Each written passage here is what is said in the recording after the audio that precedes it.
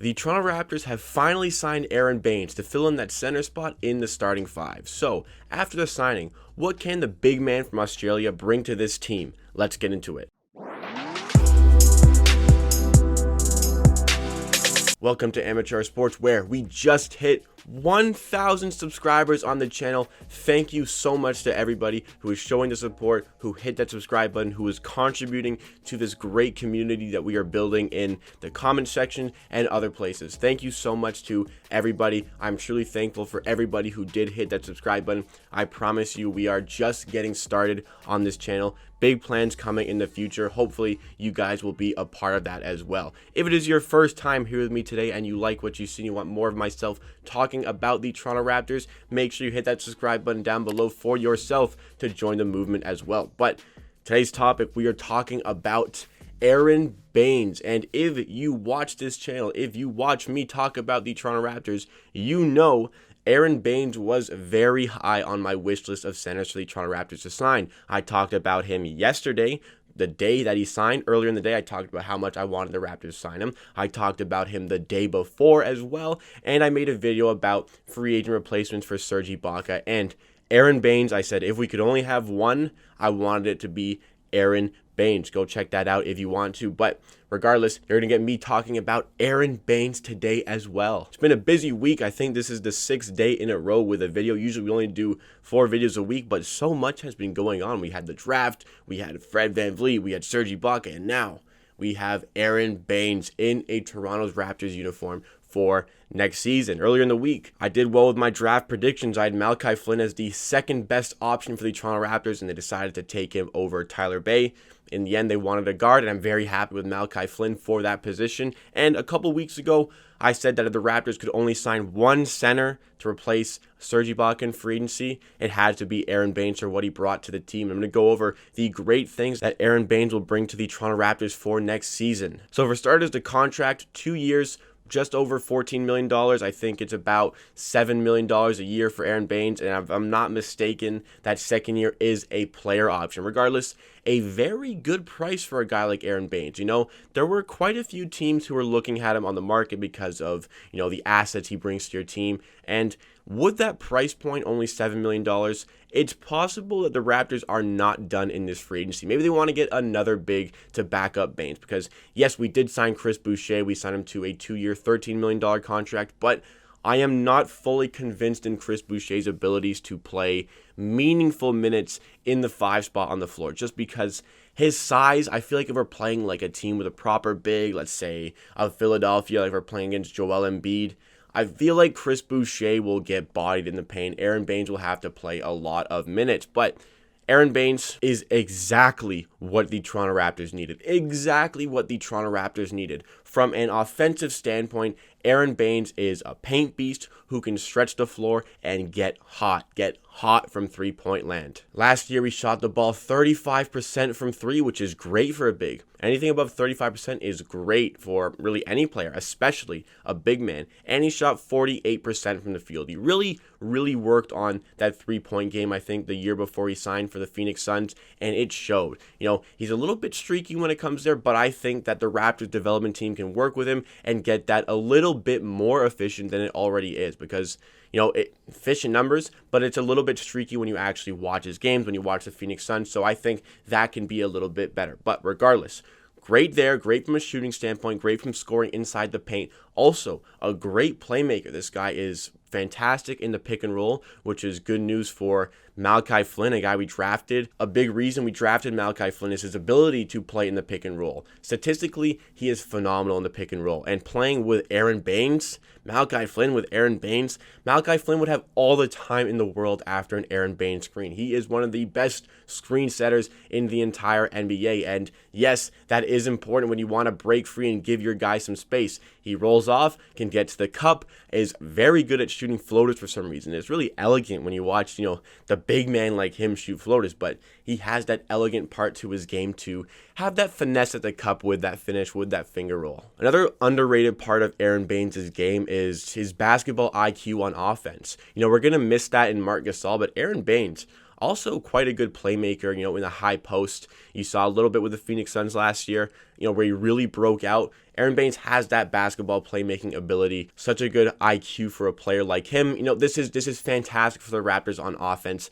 This is exactly what they needed from an offensive standpoint. They really needed a big who could stretch the floor. That's why I did not want Hassan Whiteside. So very happy with this news. Very pleased to sign Aron Baynes. Just a little bit more on his statistics on offense. Last year, average 11 points per game, but, was sharing that starting spot with DeAndre Ayton because Ayton had that PED thing where he was suspended for 25 games, I believe. So Aron Baynes was getting those starting minutes. When you look at his per 36 statistics, Aron Baynes averages over 18 points per game and over 9 rebounds per game. One of the big problems for the Raptors last season was rebounding. The bigs really not getting gritty in the paint, and Aron Baynes, this is exactly what he can do in the paint. He's gritty. He'll get those boards. He'll get those offensive rebounds and get us second chance opportunities, which would be huge for a team like us who's so good at shooting the three ball. If we get those second chances, maybe we can profit a little bit more, cash in maybe an extra 5 to 10 points per game.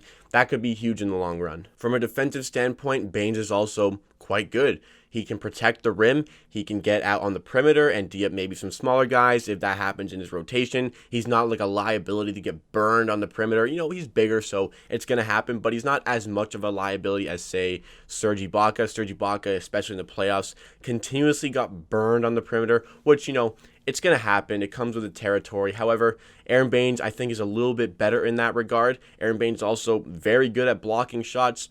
Maybe not as good as Serge Ibaka in that regard, but Baynes still a very good acquisition for his defensive abilities as well. Also, Aron Baynes is one of the top guys in the league at drawing charges. I believe he was 7th in the NBA in charges drawn. Second in the league in per game charges was Kyle Lowry at about 0.59. I think Aron Baynes was hovering around the 0.3 mark. So, 2 guys in the top 7 of the NBA in drawing charges. That is going to be a frustrating team to play. Now you don't only have to worry about Kyle Lowry drawing charges.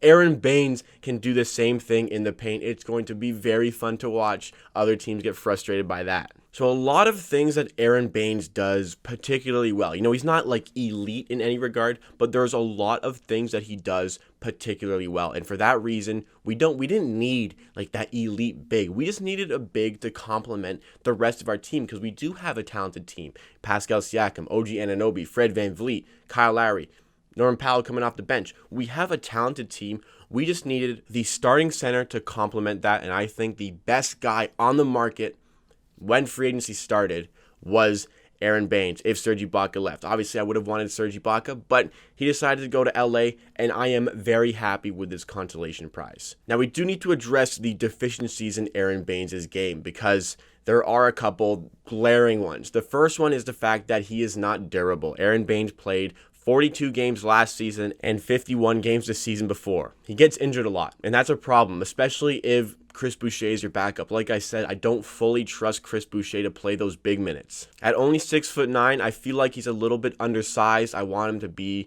a little bit taller, especially for the fact that he's not that built. I really want to be proven wrong here. I just am not in the mindset right now that I can trust Chris Boucher to D up those proper old school bigs in the post. Chris Boucher is good at blocking shots, but can he get a little bit bullied? Absolutely. And having a Baynes who's, not that durable, gets injured quite a bit, could be a bit of a problem for the Toronto Raptors. However, I feel like the Raptors have one of the best medical teams in the entire NBA, so maybe they can work with Aron Baynes. They can get him a bit more time on the court than last season and maybe the season before.